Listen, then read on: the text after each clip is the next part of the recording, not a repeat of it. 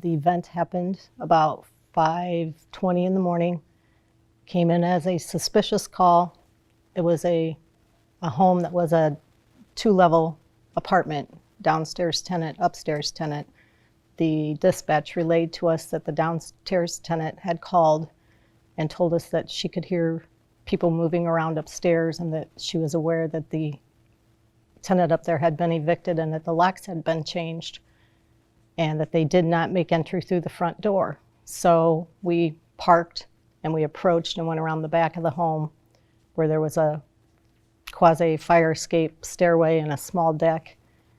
So we could see that the door was cracked and we could see a light. So we went up and knocked on the door, and a female kind of poked her head through the little entryway, and we asked her to open the door, and she was reluctant to do so. So Justin kind of pushed on the door and it wasn't moving well.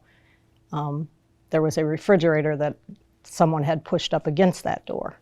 So we encountered two females in the kitchen of the apartment, and they told us that it was their friend's apartment and that they were just coming there to pick up some of her belongings because she had been evicted. And we asked if they were there alone, and they told us that they were.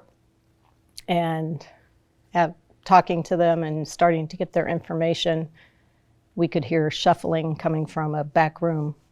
And so I kind of stood in the doorway where I had eyes on Justin, but I could still keep an eye on the two females, and he went down the hallway and encountered a male. He brought that subject out to the kitchen and began talking to him, and he was very evasive with the information he was providing to us. So Justin kind of took him back around the corner by the hallway, and I continued speaking with the females, and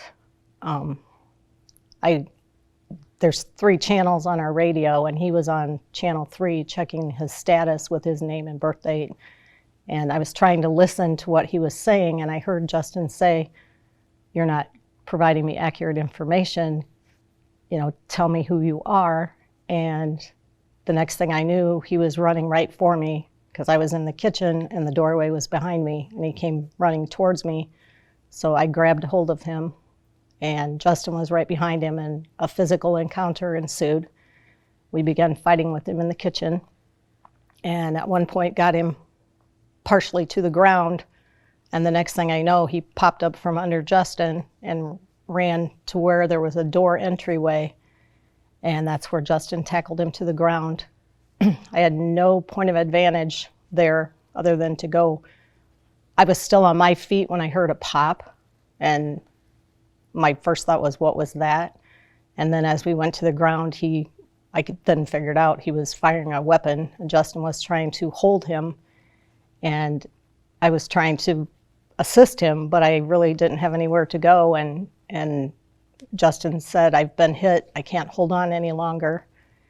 And I don't recall even removing my pistol from my holster at all. I just remember having an arm on Justin's back and reaching over him, and he said, "He's shooting at us, I can't hold on any longer."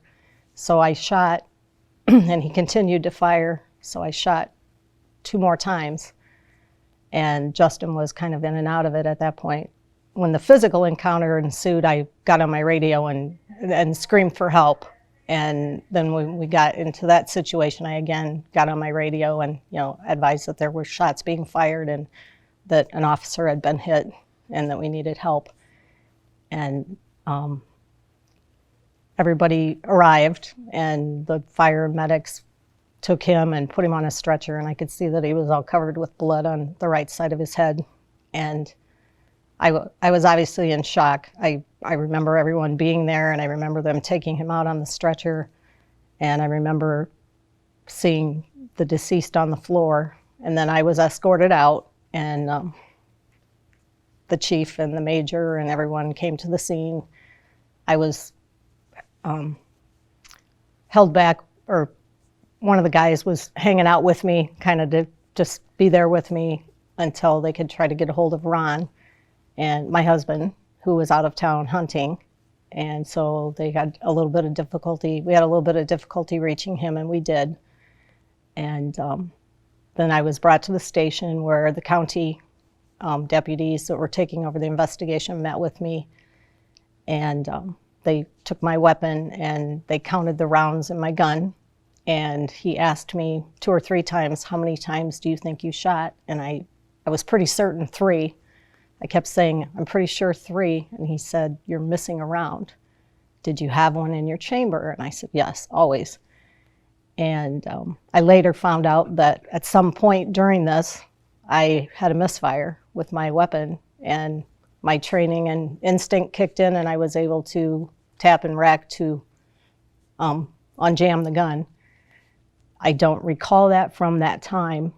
And then after arriving at the station, of course, I was all dirty and tattered and from the fighting, and they noticed that I had a hole, a through and through hole in my upper arm of my right sleeve. So a bullet obviously had traveled through there.